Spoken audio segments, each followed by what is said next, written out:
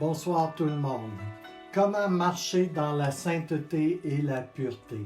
La première chose que vous devez comprendre, c'est qu'il n'y en a qu'un seul qui soit saint, et c'est Jésus.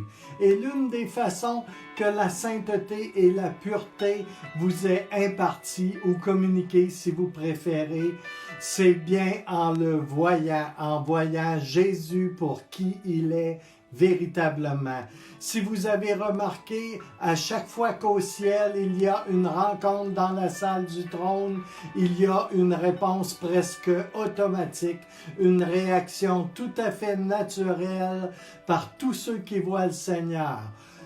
On voit donc dans les Écritures, les anciens, en sa présence, ils vont se départir de leur couronne, la déposer au sol et se prosterner. Et les anges, quant à eux, vont clamer devant sa face, « Saint, Saint, Saint, le Seigneur Dieu Tout-Puissant, celui qui était, qui est et qui vient. » Alors, voyez-vous, je crois que la sainteté véritable s'installe lorsque nous le rencontrons, lui, et que son Esprit Saint touche nos vies, quand il nous marque littéralement de sa présence, quand sa parole se dévoile et qu'elle s'ouvre et qu'elle devient vivante en nous, pour nous.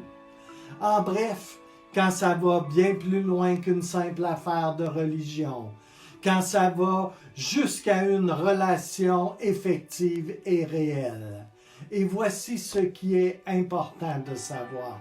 La crainte de Dieu ou la sainteté n'a rien à voir avec le légalisme sous toutes ses formes. Voici ce que je crois. Je crois que la sainteté et la crainte de Dieu découlent d'une rencontre marquante avec son amour et quand sa personne devient réelle. Vous savez, la véritable sainteté ne se fabrique pas de main d'homme, bien que plusieurs s'y essayent, animés d'un esprit religieux. Les religieux vont imiter la sainteté et une pureté tout aussi factice, mais ils sentent l'odeur de la mort.